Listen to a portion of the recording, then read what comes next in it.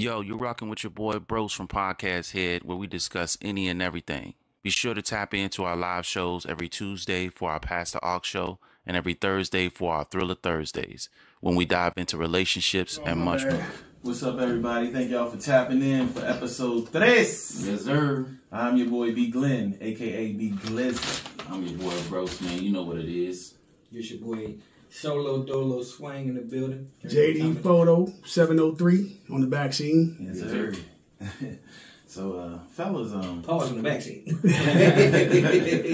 So, I mean, how's everybody weekend been going, man? Everybody weekend going pretty good, or? Yeah, man, it's been good, man. Yeah, it's been raining, and you know, so the rain keeps some people inside. You know what I'm saying? Keep me inside. You know, yeah, me and white people was kicking it just with the kids and. You know, Netflix and chilling, watching some movies and stuff. Food time. Yeah, man. For sure. Nah. we caught the Canelo versus Munguia fight last night. You know what I'm saying? I'll go into that a little bit once we get to the sports section. But yeah, it was cool. Cool weekend. Yeah, I was watching a little Tubi. You know, watching a little the old school. We was in the car talking about Keith Sweat on New Jack Swing. What is the movie? New Jack City. New Jack City and stuff like that. So I was watching a couple old movies on there.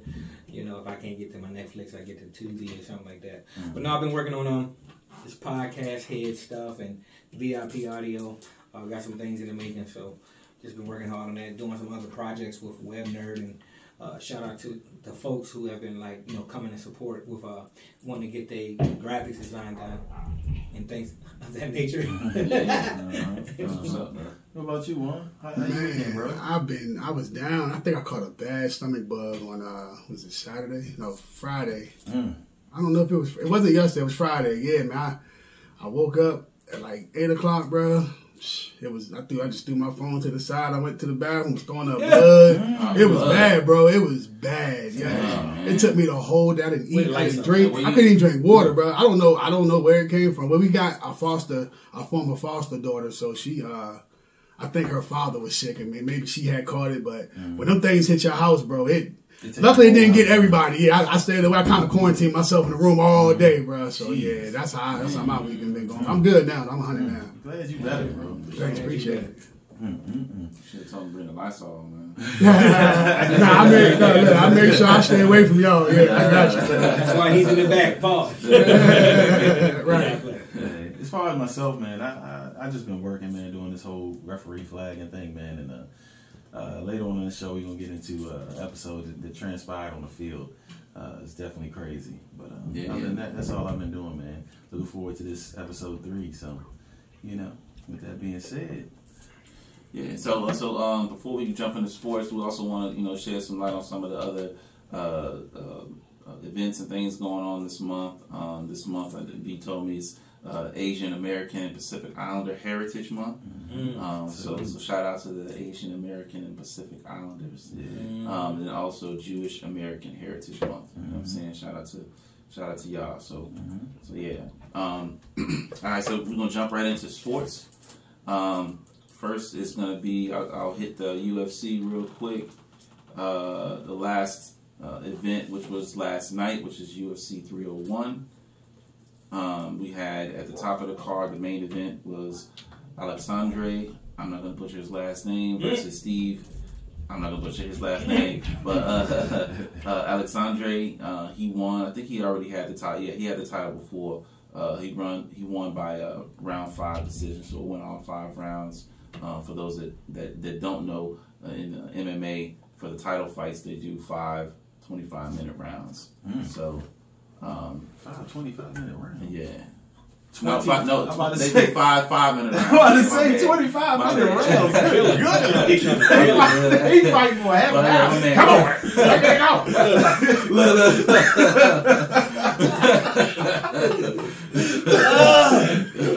My arm is asleep. That's some serious cardio. Exactly. My bad. Stamina better be on. Oh God.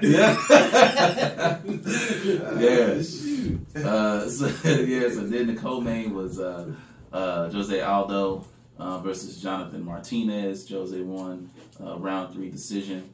And then in light heavyweight, Anthony Smith got back into action. He won by submission versus Vitor Petrino in round 1, and 2 minutes into round 1. So that was, bro. Yeah. Could you?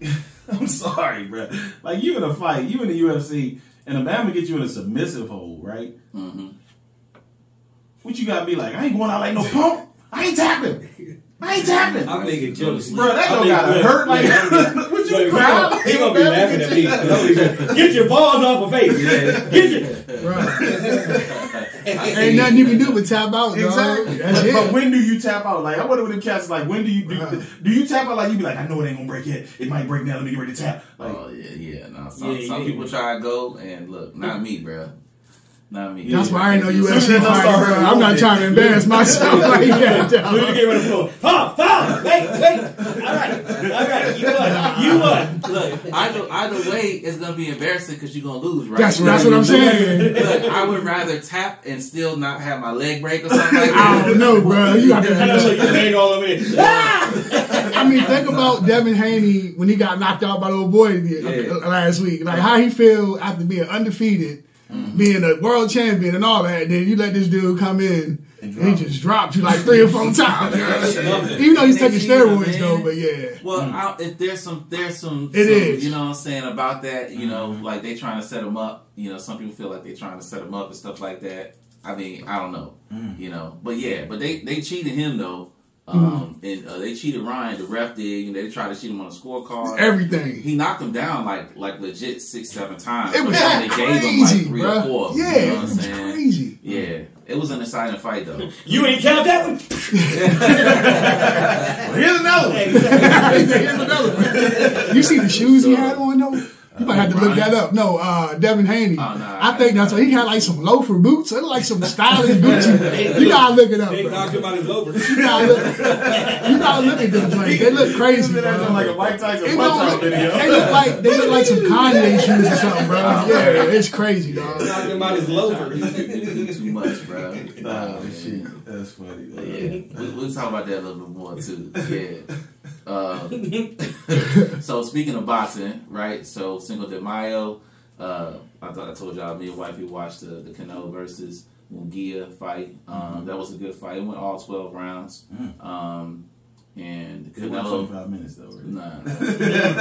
It was 25 minutes in total. Okay, That's what. It's a long fight. Yeah. But yeah, no, the fight, it was a good fight. I didn't get a chance to see any of the undercard. Yeah, the undercard because me and wifey, I'll talk about that later. We was watching the new Cat Williams special, but so we watched that and then we switched over to the fight. You know, the one thing I like that because you know people talk, right. You know, people in boxing and people ducking other people and stuff like that, and you know people try to say Canelo's ducking what's his name, David Benavidez and stuff like that. But he actually, you know, when they asked him in the ring last night, he said he's in control of his career. You know what I'm saying? So it's either going to be Crawford or David Benavidez. So, and David Benavidez, he was waiting.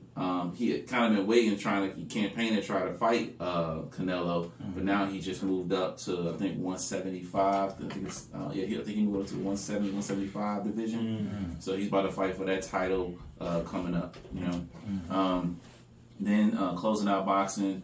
May 12th, my birthday. You know what I'm saying? All right. Get it in. Tour season. You dig. We got Lomachenko versus Kambosos. That's gonna be a good fight. Lomachenko getting back in the ring.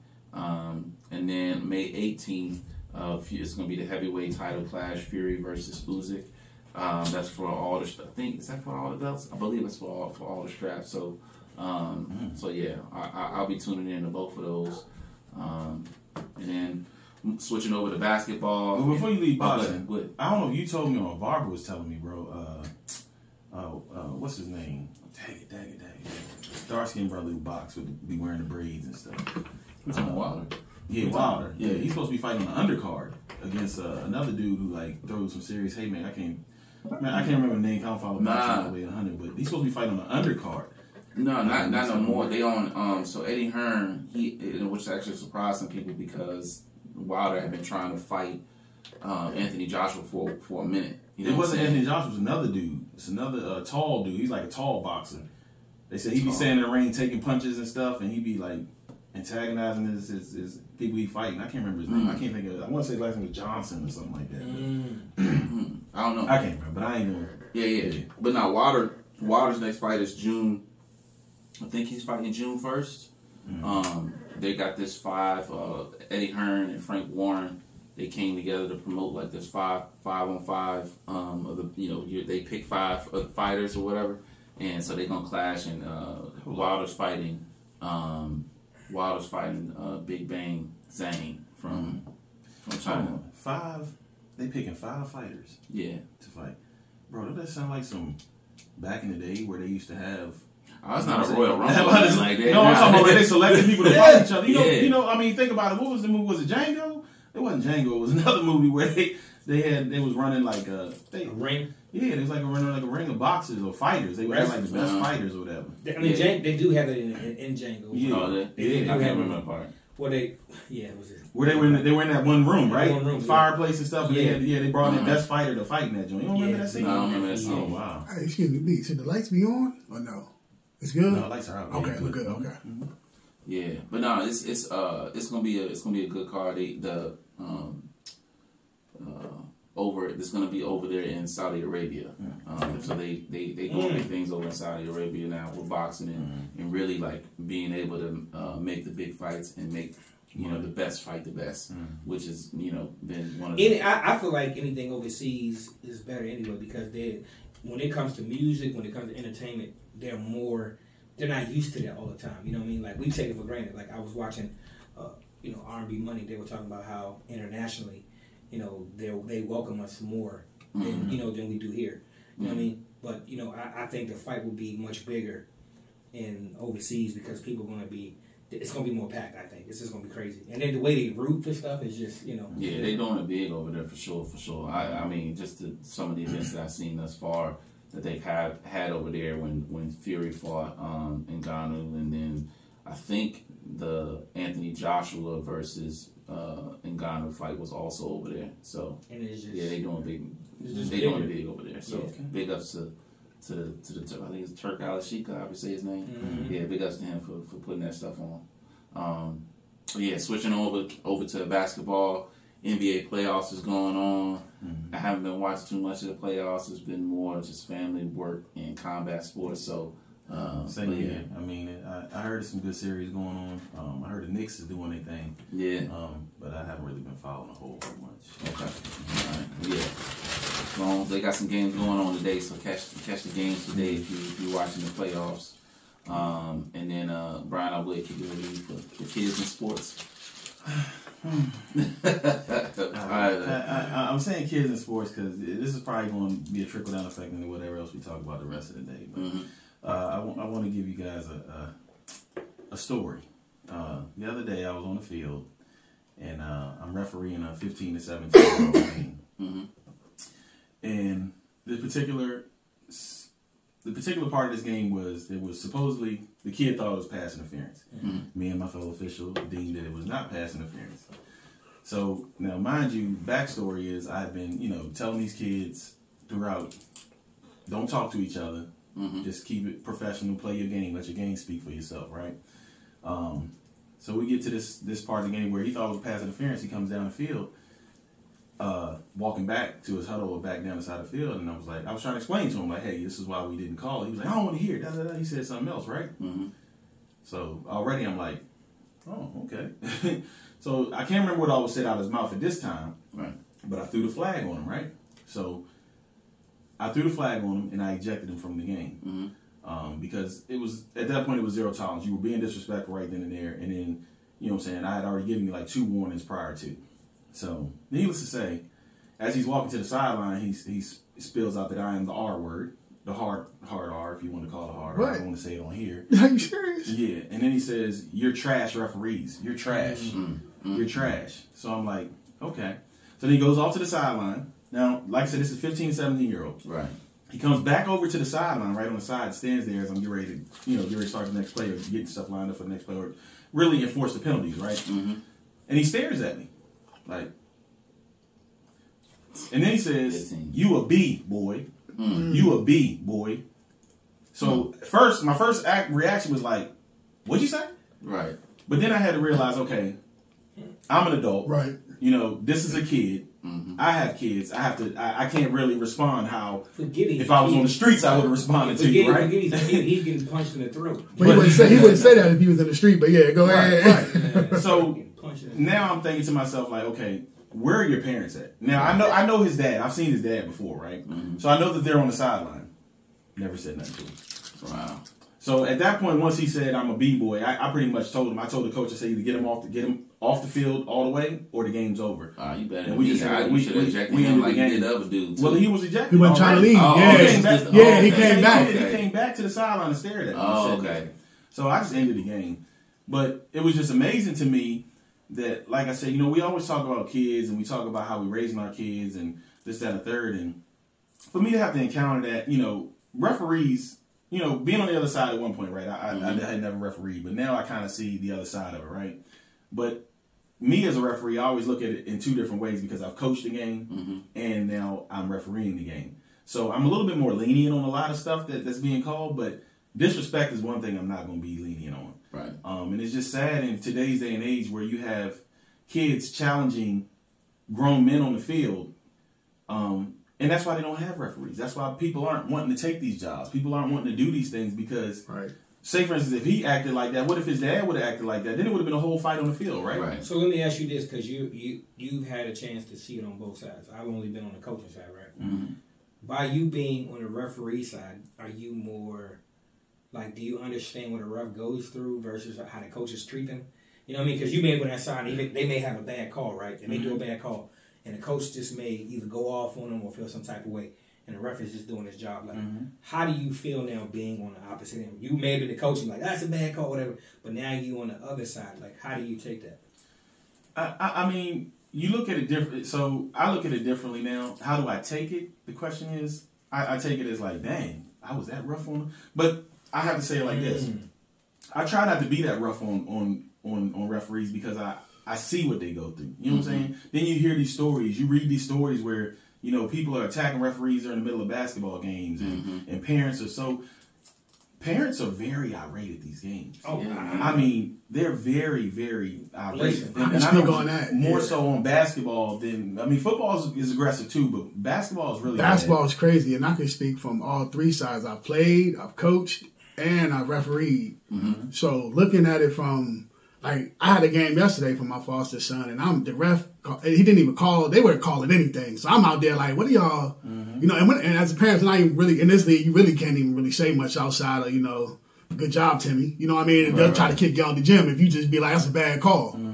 But I got to give the ref some slack, man. It's rough, man, because we human. If we was computers, we can get everything right 100% of the time. It would be a little different, but we can't. So when we miss a call, somebody going to get on your neck. It don't matter. Right. Somebody's going to get on your neck. So. And I don't see anything wrong with, you know, respectfully, a parent or the coach, you know, because really it's the coach's job to do that, right? I don't really see anything wrong necessarily with the parents, like, voicing, you know, because they're watching the game. We do it at home, right? Like, we are watching TV at home. Fans do it in the stands. Same thing. You know what I'm saying? But there's a difference when you take it to a certain level and you become disrespectful. That's the problem. Like the kid was, you know what I'm saying? There's a certain level. So, yeah, I mean, and I don't disagree. Like, you know, I disagree with it a little bit. Like I said, I think there's levels to where someone should, like, a parent or whoever should be kicked out the gym. Like, they're not going to tolerate disrespect. If you be like, oh, come on, ref, that was a bad call, I don't see nothing wrong with that. You know, but when you started calling people names and getting in the face, bro, I mean, recently, was the NFL player, Talib or whatever? They had a football game. They were all out there, shots, they got to shooting. Kids in Manassas last summer. The PME or whatever, I don't know. I can't say it's the PME. I don't know. But I know it was one of the teams in that league, the Woodbridge, Manassas area, that got to fighting. So it's like somebody got to shoot. Now you see the Facebook post, all the parents talking about we need to do better. And then you see the same post next week, we need to do better. So I guess we just ain't going to do better. But it's the same parents that is causing the problems of saying we need to do better. It is them that's saying. Because the kids come there with the strap. Exactly. You know what I'm saying? So I think from my perspective, like, you know, first of all, a parent needs to know about their kid first before you put them in the team. You need to know how good your kid temperament and all that. Yeah, you need to be really realistic with your kid, because I think what it is that, like we said on previous podcasts, we're making monsters out of our kids, especially with sports.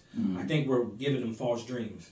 That's number one. This is coming from I coach high school, I coach Little League, and what we're doing is we're giving false dreams to our kids. And when we go out there and they make a mistake, we don't want to pull our kid to the side after the game and talk to them. We want to talk to them while they're playing and talk to the coaches and the refs and make it like it's the coaches and refs' fault, but really it's your son that's making the mistake in the game.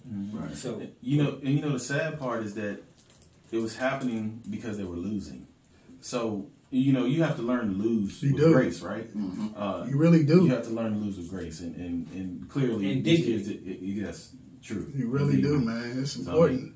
And at the end of the day, my wife had mentioned something to me. She was like, "Well, you should have said this, and maybe you should have said that. You didn't have to do this." And I'm like, you know what? He already embarrassed himself, right? Pretty much. So for me to retaliate, it just shows me stooping to his level as a kid. And I'm adult. Well, you showed him, in my opinion, you showed him a great example of what you should do. What you should do. You ignored it. It's definitely. You didn't feed into it. Right. You know what I mean? As an adult, you know what I'm saying? Like you say, he's a child. Even though 17, we can debate if that's an adult or a child or not. Because I know 17. You know your actions. You know what you're doing. Right. And then on top of that, you're talking about kids that's bigger than all of us in here. Right. About the same size or bigger. Right. Yeah. These 16 and 17 year olds are not little kids. They're grown men with beards. Some of them look older than us. Right. So you got to factor in. Okay, this kid is bigger than me. He's threatening me. Right. And then age goes out the window if they start swinging on you or starting to fight you. I hope he learned his lesson though, man. Just don't act like that the next game. You know what I mean? It's gonna be a next game because the commissioner was already. Oh, that's even better. Sometimes you got to put your foot down. Yeah. But my thing is this, my kids would never do anything like that. And if they ever came out their mouth, I'm injecting them out the game. Exactly. Yeah, right. You know what I mean? Yeah, no question. You might see him catch a body shot on the way about the field. Injecting my foot up. It's just sad, man. It starts at home, man. Yeah. You can't, and then you can't as a parent, you can't be mad, right? Like if they don't let him play no more, right? You can't be mad as a parent because him doing that to you on the field means that he's doing the same thing to somebody else at home. Yeah, probably. That's it. But you know what? Letting you talk like that. He's doing that. He's doing that to his coach too. Right. Because if he's doing it on the field, because a lot of times when you have a solid coach, they not running their mouth to nobody because they know that this is important. But if they doing that outside, that means that their coach never had any control. That's the one thing I realized. Coaching basketball and football, certain coaches. Kids be saying reckless stuff, and you be like, okay, that's got the coach's fault. But then you got a coach who's solid. They look, if anything, they look back at the coach like, I ain't saying nothing because I need to play. I need to be on this team. So I think it goes back, like you said, to the parents, but it also goes back to the discipline of the coaches too. Because go ahead. Do you feel like it should be some of the responsibility should be on the coach to govern So basically, I can't speak for everybody, but I know when I was coaching basketball and I had my uncle coaching, I learned a lot from him because, understand, I've always coached football and track. Basketball was new to me, coaching. But I learned a different side of setting a tone for basketball where his rules meant everything. It was like the moment you broke one rule, he didn't care how good you were. He didn't care if he was losing. You're not playing. You're not coming back. He'll say, tell your mother this, A, B, and C. You broke my rule. That's a real coach. That reminds me of Coach Carter, Samuel L. Jackson. Shout out to Samuel Jackson. He's one of those, if you want to be realistic, he's one of those type of coaches. And I would sit back and just watch him and be like, wow, okay, that makes sense. But this is the crazy thing. You would think kids that are not disciplined wouldn't want to play for somebody like that. But in reality, they need that. I saw kids actually changing and wanting to play for him and actually be you can hear it. I saw kids changing and wanted them to, be better. You see what I'm saying? So they actually would go back and say, hey, coach, how do I look like this? When certain kids nowadays, like back in the day, we would wear ties and we'd wear jersey to a game or polos, right? Yep, game day. We started going back to that. Some kids didn't want to do that. They just come to a game, there's hoodies on and stuff, and like, all right, give me my jersey. He'd be like, go home. They'd be like, what? He's like, go home. You didn't come to school with your jersey, with your jersey and your polo on. You're not playing today. So I was like, he was serious. So the next day, they got kids coming. Hey, coach, did you see me? I got my stuff on how I look. So you notice kids start taking pride in how they look. They looking nice. I was paying attention to a lot of that stuff. I was like, we need more discipline when it comes to sports, because in reality, once sports is over, you're taking those values and core values off to your jobs and everything. But not just sports, man. Like I said, all of it starts at home, man. Like as a parent, you should be, paying attention to, what your child is wearing. Are they taking showers? Are they, what I'm saying? Because some of these kids, they be trying to like skate by, like, I don't brush my teeth or whatever. Like you have to instill in them, that structure and just presenting yourself. You know what I'm saying? I talk to my son all the time. Like, look, man, you get most of the time you only get one chance to make a good first impression. Absolutely. And you want to put your best foot forward in everything that you do. I don't think parents like hearing the truth, because I would never forget my uncle. Really, it was a varsity game and his son wasn't going in the game. One lady's son wasn't going in, and the father got mad. He barely come to the game, but he'd come. He'd go, "You suck. You a sorry coach. That's why whatever." And he turned around and said, "That's why your son ain't playing, because your son don't come to practice. He's 15, 16 years old, and now you want me to change his basketball dynamics in 2 months." He said he should have been outside shooting the ball every summer versus coming and telling me he sucks. Everybody's like, you got a point. Right. You supposed to know the game when you get to high school. So what makes you think he's going to be a star within a couple of weeks with this coach? And you wonder why, you know what I mean? So he embarrassed the parents, but at the end of the day, was he wrong? He wasn't wrong with what he said. He was like, your son ain't been shooting no ball. He out there doing whatever he want. If you want your son to get better, put him in some summer camps. Said it right there at the game. And everybody was like, how you going to argue that? Right. At the end of the day, man, I just thought about that just now, too, was that you need to pray for that kid and his family, because if he's acting like that now at 15, 16, 17 years old, and his parents have no control of him, it's going to be a long road.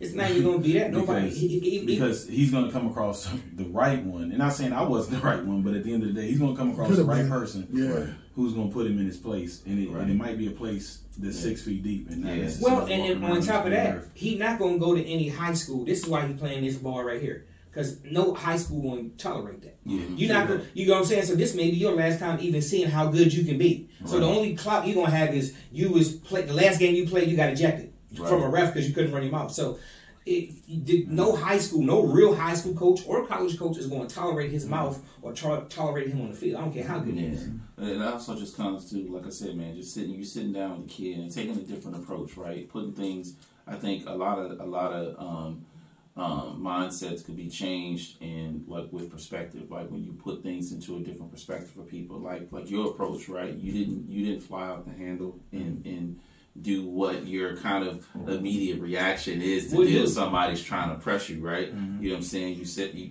talk to the other kid and let them know, like, thank you for coming up, apologizing, and all the other stuff.